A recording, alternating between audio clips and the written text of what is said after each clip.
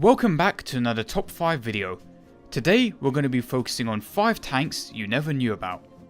The key feature for a vehicle to have made it onto this list is that it has to have existed in at least a partially produced form. No cardboard mock-ups or blueprint tanks are on this list. An example of a cardboard mock-up would be the German World War II Flakpanzer Koalion. The Koalion was a proposed solution to tackle the onslaught of Allied fighter bombers. Two 37mm guns would be within an enclosed armoured turret mounted upon a Panther chassis. A wooden mock-up turret was mounted onto the Panther. No actual Koalion turrets were produced due to high demand for Panther chassis in the typical tank role. An example of a blueprint tank would be the Panzer VII Löwe. The Löwe was designed to be a super heavy tank. Its frontal armour was 140mm thick and was sloped for additional effectiveness. The main cannon would have been 10.5cm. Total weight was estimated to be around 90 tons. The tank never made it off the drawing board. With the intro out of the way, let's get on with the video. Number 5. The Marshal. The Marshal is a Romanian tank destroyer prototype. While this tank did not have an effect on the battlefield, it's what this tank inspired that is important, that being the German tank destroyer the Jagdpanzer 38, aka the Hetzer. The Hetzer is said to have been inspired by the Marshal, depending on what sources you look at. The Hetzer went on to be one of the most cost-effective late-war German tanks. I'll explain how the development of the Marshal influenced the Hetzer. The Marshal was developed due to Romania wanting a tank that could compete with the Russian T-34 and KV-1. The Russian leap forward in armoured technology caught the Germans and the Romanians off guard. The likes of the T-26 and the BT-5s were replaced with T-34s and KV-1s. Romania's light tanks couldn't handle these new Russian tanks unless they fired from very close ranges and with side and rear shots. A new type of tank was needed to deal with this new generation of Russian armour. A large cannon on a light tank chassis would be the easiest way to design and build a new tank capable of competing with the new Russian tanks. With its small arms industry, Romania needed a tank with good cost effectiveness, and these influences were taken into the tank's design. Dedicated tank destroyers with no rotating turret have several benefits over what we see as conventional tank design. No turret means less resources are used per tank. Low profile makes the tank easier to camouflage and harder to hit. Another benefit is that the frontal armour can be stronger, as the tank should be facing what it is engaging. This is done at the sacrifice of the rear and side armour thickness. The Marshal's armour, while thin, is heavily angled to increase the effective armour thickness. Even with the Marshal's relatively thin armour, it was able to stop rounds from a T-34, at least the early version with the 76mm gun, from medium ranges, and only if it hit the frontal armour. Development began in late 1942. The first prototype Marshal tank used a Russian T-60 tank chassis to mount a 122mm howitzer. With the first prototype, there were some teething issues, such as the weight of the gun, causing the tank's suspension to lean forwards. Funnily enough, the Hetzer also had the same issue with its early development. After some time, the newer prototypes of the Marshal had changed. The T-60 chassis was replaced with a Romanian designed chassis. The main gun was changed to a 75mm anti-tank gun. The Marshal never saw mass production as Romania had capitulated before production had begun, and only a handful of various prototypes were produced. The Soviet Union confiscated all the equipment related to the project. While not solely designed for a defensive war, the Marshal was an interesting idea. Using a proven light tank chassis avoids issues that heavy tank destroyers in Germany were having at the time. On paper, the Jagdtiger is impressive. With its 128mm gun, it would eliminate the heaviest of Allied armour. Extra frontal armour would prevent any rounds from entering the vehicle. And then you read reports about its combat performance and all the issues that came with it. It's a long-time joke about German heavy tanks and their transmissions. Think of the poor transmission on the 70-ton beast every time it needed to align up with a target. The Hetzer used an outdated but proven tank chassis, the Panzer 38T. There were some slight modifications, such as larger road wheels, wider tracks, and stronger springs to accommodate the larger gun. But these changes were relatively simple to make compared to designing a new tank destroyer from scratch. During World War II, almost 3,000 Hetzers were produced from 1944 to 1945. Germany's Ministry of Arms, Albert Speer, saw something in this tank. Many manufacturing facilities were dedicated for producing just parts for Hetzers. Panzer IV production was ended to increase the number of factories available for manufacturing parts for the Hetzer. To try and put the cost effectiveness of this vehicle into perspective, take a guess of how heavy a Hetzer weighs. Go on, you have 3 seconds. 3, 2, 1. Time's up. 17 tons. That's less heavy than a King Tiger's turret. Number 4. The Großkampfwagen, aka the K-Wagon. German World War I tanks. All there is to show of it is the German Breadbox tank, or you can call it by its real name, the Sturmpanzerwagen, or the A7V. The Breadbox suffered from low ground clearance, meaning it wasn't too successful at traversing the terrain of the battlefields. It also had a whole host of other design issues. With only 20 of them built, their combat experience was limited. The blockade on Germany meant resources were low. Nevertheless, it was decided to build super heavy tanks, a rolling fortress that would shatter an enemy's defense no matter how entrenched they were. Ideal for achieving a breakthrough in a stalemate that was the Western Front. The K-Wagon was this tank. Only 2 K-Wagons were partially produced. They were in their final stages of construction as the war ended. They never left their factories or moved under their own power. These 2 120-ton beasts were armed with 4 77mm guns that could fire shells weighing up to 7 kilograms. Additionally, 7 machine guns would be scattered around the vehicle. It's estimated that it would have a crew of possibly up to 27 men. The power plant was 2 engines, delivering a total of 1,300 horsepower. Top speed was estimated to have been 7 km per hour. That speed was in good conditions. I wonder what the off-roading speed would have been. Due to its large size, the K-Wagon was designed modularly, so that it could be broken down into several sections to make transportation by rail easier. At its thickest point, the armour was 30mm thick. For comparison, the British Mark IV had around 12mm of armour at its strongest point.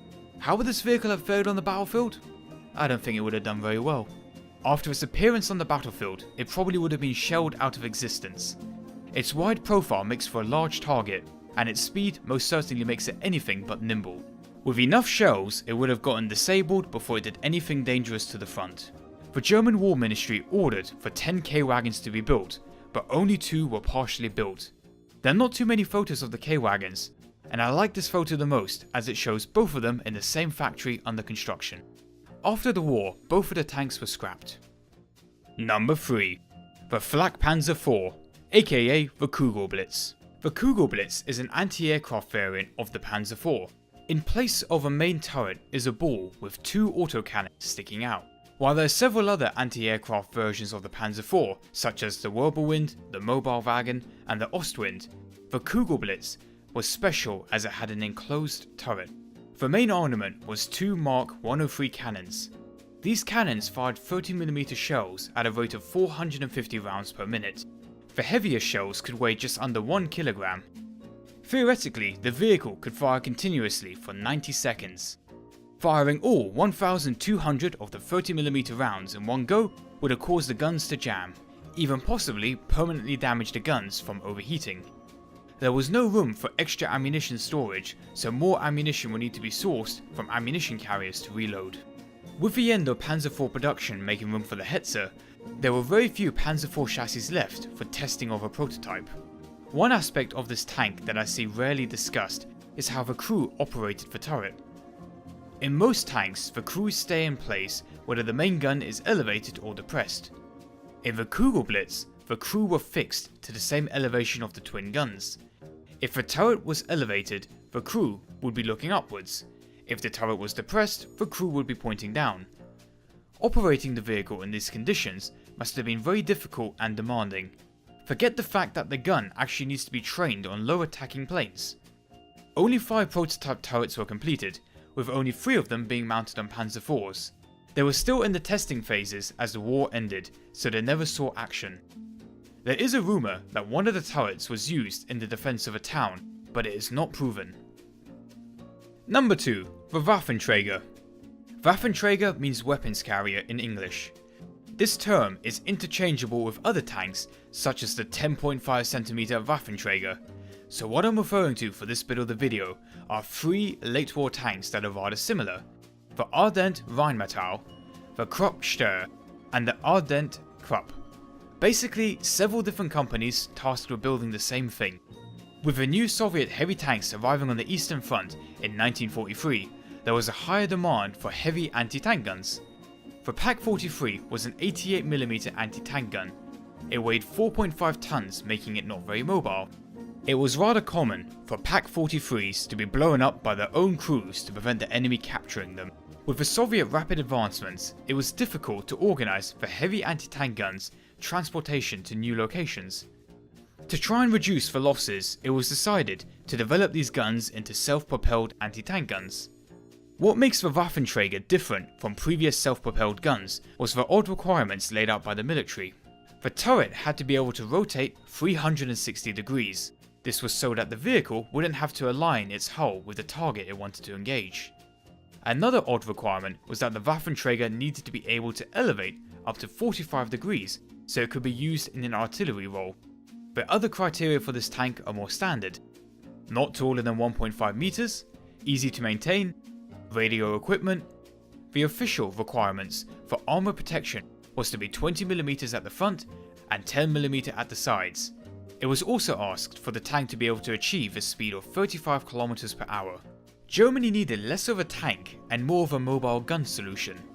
It had to be cheap to build and simple to run, ideally using equipment that already existed. The question then became, how can we fit a Pak-43 on a small tank chassis? That's what I find so dopey about this tank. Really big gun, tiny base. It's quite amusing in some of the photos of the Waffenträgers seeing the suspension coping with the large gun. It's the same cannon from the King Tiger, but on such a tiny chassis. The Waffenträger 88 was almost part of the German E-Series program. The E-Series tanks were meant to streamline late war German tank design. The E10 being tank destroyers, E25 medium tanks, E50 heavy tanks, E100 super heavy tanks. The most well-known E-Series tank being the E100, a tank similar to the Maus sporting a 128mm gun. The E100 was only partly developed with one hull semi-completed. The Waffenträger was proposed for the E10, but was replaced with a prototype design that was never produced. The Waffenträger was intended to be as simple as possible. So simple that the turret could even be lifted off and placed onto a fixed mounting for a static defense, which ironically increased the complexity, so this design feature was dropped before producing any actual working prototypes. The first Waffenträger to be completed was the Ardent Rheinmetall Waffenträger. The prototype went through testing where it drove off-road and fired live rounds. It fired 129 rounds before suffering damage to the muzzle brake. With a minor repair, it was able to fire 300 rounds before the firing tests were concluded. Only one working prototype was completed. The Krupp Steyr Waffenträger was the second to be completed. Krupp made the turret and Steyr made the hull. One working prototype was completed. It's rather similar in design to the Ardent Rheinmetall Waffenträger. Only one prototype of this design was made. The last Waffenträger to be completed was the Ardent Krupp Waffenträger. This Waffenträger was the highest up the list of priority for development. It had the tracks from an RSO artillery tractor, the suspension of a Panzer 38T. Most of its parts were recycled from other vehicles that already existed. Its max speed was around 25 km per hour and it could carry 40 rounds of ammunition. The gun shield was a compromise to protect the crew from small arms fire and possibly shrapnel. Ideally, it would have been all-round protection. The sides and rear of the enclosed turret were gone to make construction easier. There was an order for 100 Ardent Waffenträgers placed. This order included a few of a munition-carrying variant. There was some delay in production, but in the end 7 Waffenträgers were completed. These did see use with tank hunter teams. The tanks saw action in the defense of Elde-Warda. It is even said that some of the Ardent Krupp Waffenträgers were committed in the Battle of Berlin. There's still one of these Waffenträgers on display in the Kubenka Tank Museum. All the other variants' whereabouts are unknown. Number 1. The Bogwood 4. The Bogwood 4 is an ammunition transporter. Or is it? Maybe it's a remote controlled mine detonator. Now it's a giant Goliath tracked mine. Nope, now someone strapped 6 Panzerschrecks to it and called it an anti-tank gun. This vehicle did lead an interesting life. While not very useful, it did make for an interesting platform to test out ideas. To break down this section of the video, I'll cover the life of the Bogwood and its role throughout the war. The Bogwood was originally designed and used as an ammunition transporter. Its speed and mobility would allow it to keep up with fast-moving armoured and mechanised divisions. In this role, the Bogwood was not very useful as it was underpowered and couldn't carry much cargo. After the French campaign, it was decided to design a way for the Bogwood 4 to be able to drop explosives. A design was made with 500 kilograms of explosives in an armoured bin attached to the front of the chassis. The Bogwood 4 would be remotely operated to drive up to enemy positions, drop its payload, and then fall back. The explosives could be detonated and the vehicle could continue to be used again. These explosives could be used against strong points, or for clearing minefields. For clearing out minefields, there were 2 configurations. It could be used to blast a safe area of around 40 meters wide within a minefield. If a Bogwood were to hit a mine, it would still clear out a 40 meter wide area, and another Bogwood would be brought in to continue the steady process, driving into the minefield, dropping a bomb, and falling back for rearming. The second configuration was a system of heavy iron rollers set up in front of the Bogwood. The Bogwood would then be driven through a minefield with the heavy rollers safely detonating any of the mines it could hit. Unlike other demolition vehicles such as the Goliath and the Springer, the exciting feature of the Bogwood is that it could be controlled via radio. The Goliath used a wire to connect back to the operator. Several tanks were fitted with extra radio equipment to allow them to control the Bogwoods to their final destination. The most common tanks to have this radio equipment were the Panzer III and the Stug III. Even several Tigers had extra radio equipment, but not many. The Bogwood 4 could be radio controlled up to around 2 kilometers away from its operator. Out of combat, the Bogwood could be driven like the original ammunition carrier design. Near the target area, the driver would dismount and the vehicle could then be used in its intended role. Further into the war, it was decided to forego the armoured bin and just use the entire vehicle packed with explosives as a radio remote controlled bomb. There were 3 variants of the Bogwood 4. The A variant had a top speed of just under 40 km per hour. It had 10mm of frontal armour with 5mm on the side and rear. The B variant's changes are so minor that I'll pass over them. The C variant of the Bogwood 4 had several upgrades over the original model based on feedback.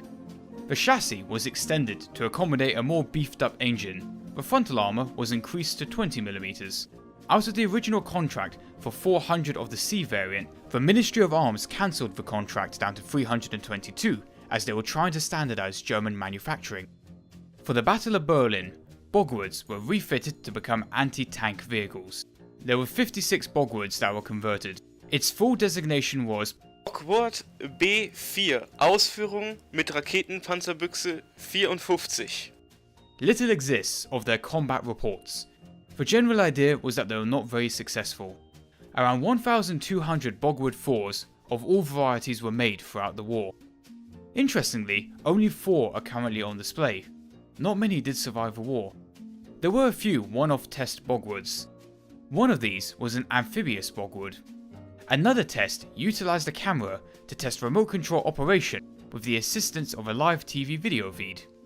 Just like other desperate late war attempts, the Bogwood 4's later variants are a desperate attempt to make a useful weapon out of any available parts. That's the overall theme in this video. The Marshall was Romania's last-ditch attempt to make a tank destroyer, leading to Germany's last-ditch ambushing tank destroyer. The Großkampfwagen was an attempt to put a large amount of resources into a weapon that could break the stalemate of the trenches. The Kugelblitz was an attempt to develop an anti-fighter bomber solution. The enclosed turret would protect the crew from strafing attacks. The Waffenträgers were an attempt to field the long 88 guns onto motorized chassis to keep them mobile for flexible retreating defense. The Bogwood and its variants reflect how desperate the situation was.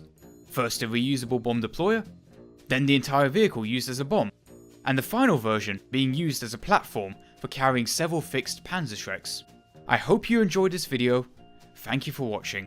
If you like this, there are many more videos like this on my YouTube channel, so if you have the time, please check them out.